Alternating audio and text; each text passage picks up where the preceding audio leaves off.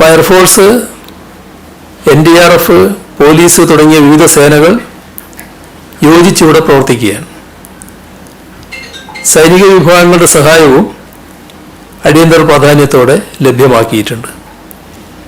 കരസേനയുടെയും നാവികസേനയുടെയും വിവിധ വിഭാഗങ്ങൾ രക്ഷാപ്രവർത്തനത്തിലെത്തുന്നുണ്ട്.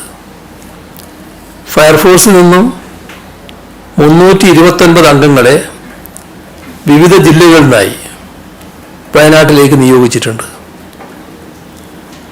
ഇതിൽ വാട്ടർ റെസ്ക്യൂ അക്കാദമിയിലെ 35 ട്രെയിൻഡ് അംഗങ്ങളും 86 സിവിൽ ഡിഫൻസ് ആപ്തമിത്ര അംഗങ്ങളും ഉൾപ്പെടുന്നുണ്ട്.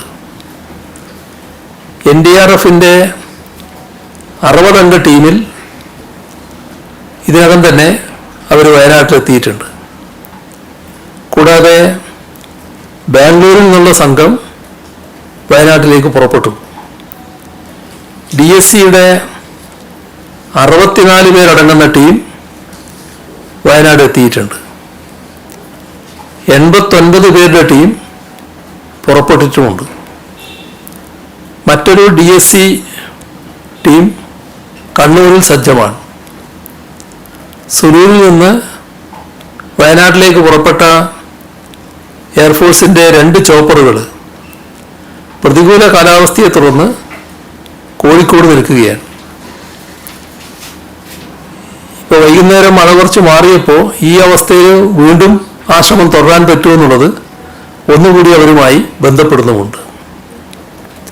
ഇതുകൂടാതെ നേവിയുടെ റിവർ ക്രോസിംഗ് ടീമിനായും ETF ആർമിയുടെ ഒരു ടീമിനായും ഇന്ത്യൻ കോസ്റ്റ് ഗാർഡ് ടീമിനായും റിക്വസ്റ്റ് നൽകിയിട്ടുമുണ്ട്.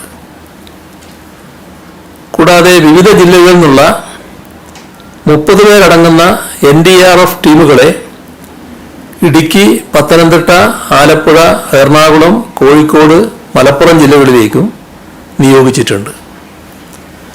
ആരക്കോണത്ത് നിന്നുള്ള സംഘം പാലക്കാട്ടേക്ക് പുറപ്പെട്ടിട്ടുമുണ്ട്.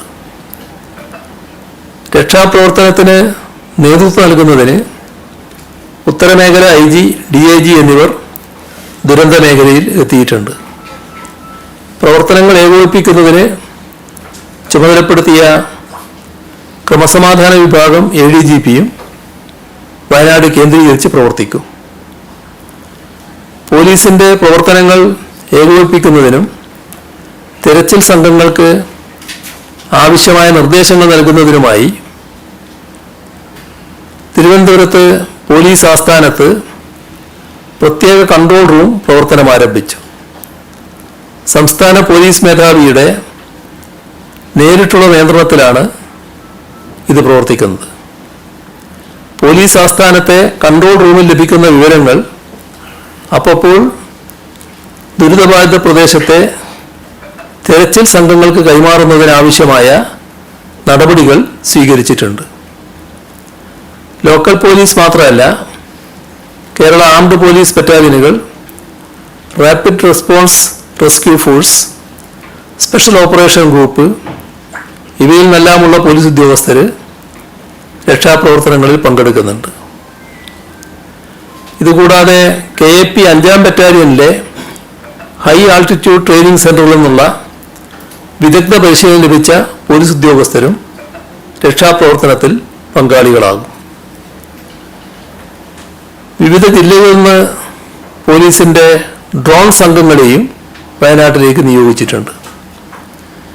മണ്ണിനടിയിലുള്ള മൃതദേഹങ്ങൾ കണ്ടെത്തുന്നതിൽ പ്രത്യേക പരിശീലനം ലഭിച്ച 2 പോലീസ് നായ്ക്കളെയും തെരച്ചിലിനായി ഉപയോഗിക്കുന്നുണ്ട്.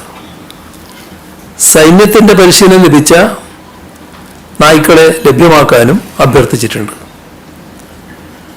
അവശിഷ്ടങ്ങൾ നീക്കം ചെയ്യുന്നതിനും മറ്റുമുള്ള യന്ത്രസാമഗ്രികളുമായി ബാംഗ്ലൂരിൽ നിന്നെത്തുന്ന കരസേനാ വിഭാഗങ്ങൾക്ക് തടസ്സം കൂടാതെ എത്തിച്ചേരുന്നതിനായി ട്രാഫിക് ക്രമീകരണങ്ങൾ ഏർപ്പെടുത്തിയിട്ടുമുണ്ട്.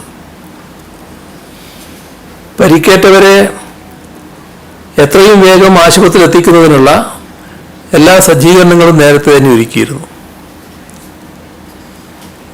വേഗത്തിൽ തന്നെ മരണപ്പെട്ടവരുടെ മറ്റ് നടപടിക്രമങ്ങൾ പൂർത്തിയാക്കി പോസ്റ്റ്മോർട്ടം നടപടികൾ വേഗത്തിലാക്കാൻ വയനാട്ടിലുള്ള ഫോറൻസിക് സംഘത്തെ കൂടാതെ കോഴിക്കോട് നിന്നുള്ള ഫോറൻസിക് ഡോക്ടർമാരുടെ പ്രത്യേക സംഘത്തെ കൂടി നിയോഗിച്ചിട്ടുണ്ട്. തിരിച്ചറിയാനാകാത്ത മൃതദേഹങ്ങളുണ്ട്. ആ മൃതദേഹങ്ങളുടെ ജനിതക പരിശോധനകൾ നടത്തുന്നതാണ്.